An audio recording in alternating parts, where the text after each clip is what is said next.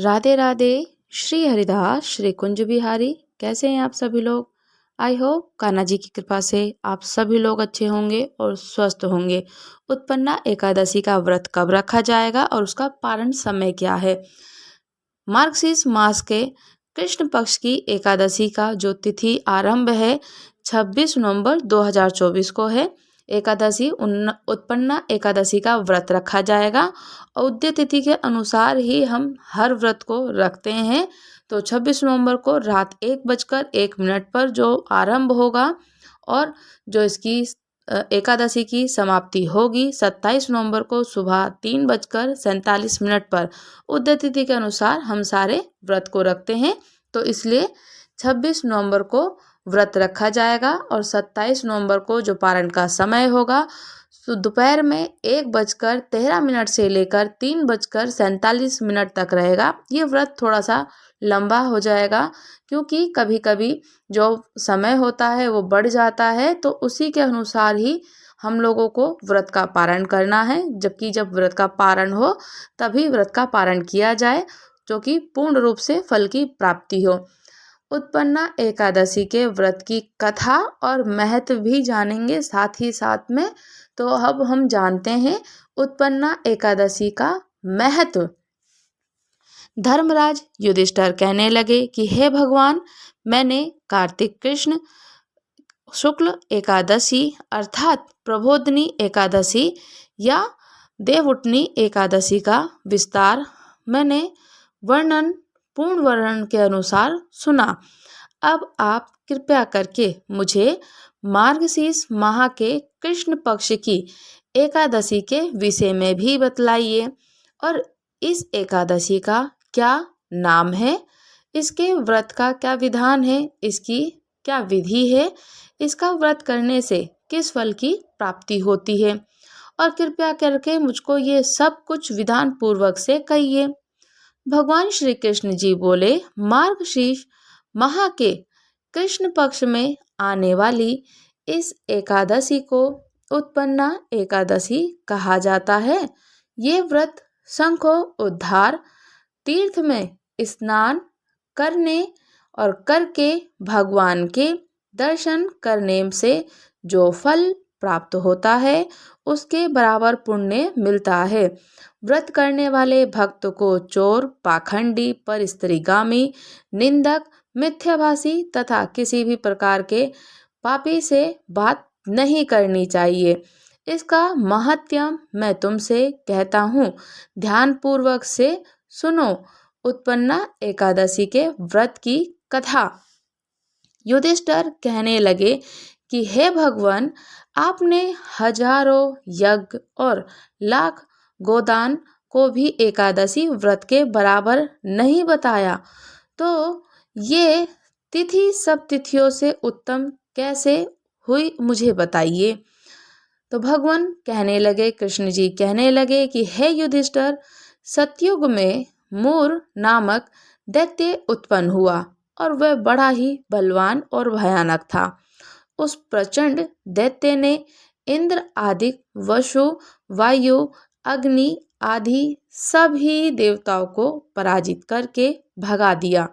तब इंद्र सहित सभी देवताओं ने भयभीत होकर भगवान शिव से सारा का सारा वृतांत कहा और बोले कि हे कैलाशपति, मूर दैत्य से भयभीत होकर सब देवता मृत्युलोक में फिर रहे हैं।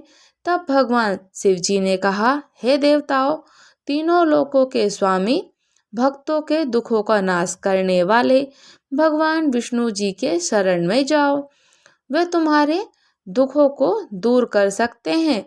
तो शिव जी के ऐसे वचन सुनकर सभी देवता क्षीर सागर में पहुंच गए और वहां भगवान को शयन करते देख हाथ जोड़कर उनकी स्तुति करने लगे कि हे देवताओं द्वारा स्तुति करने योग्य प्रभु, आपको बारंबार नमस्कार है।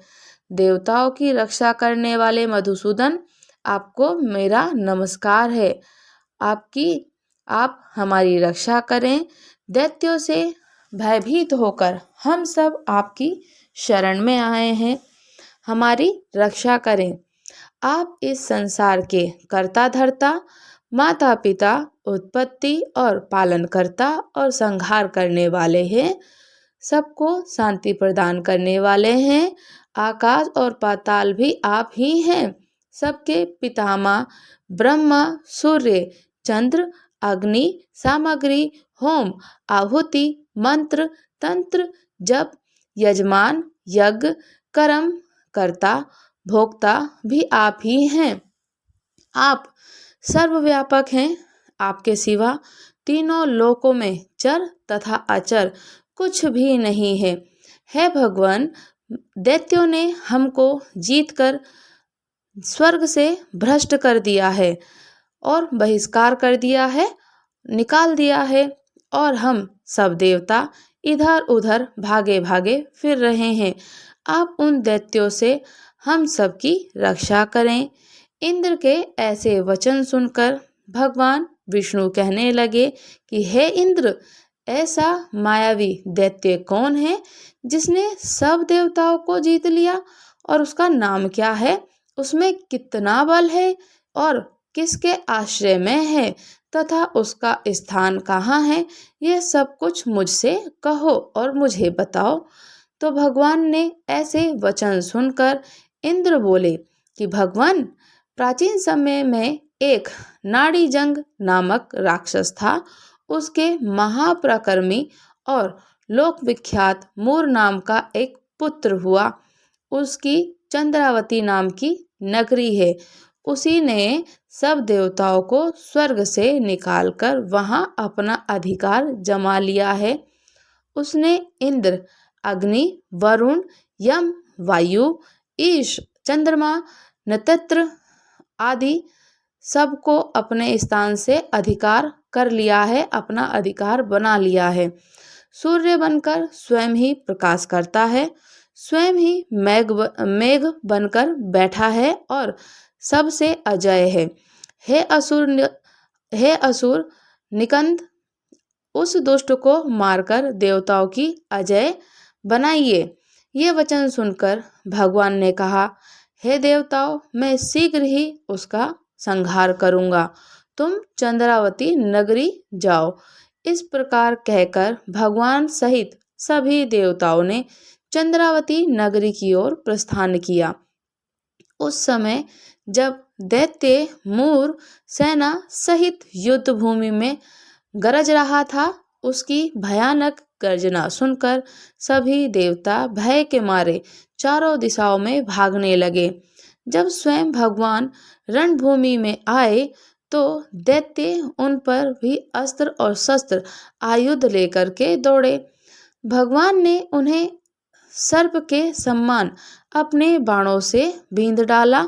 बहुत से दैत्य मारे गए, केवल मूर बचा रहा। वह अविचल भाव से भगवान के साथ युद्ध करता रहा।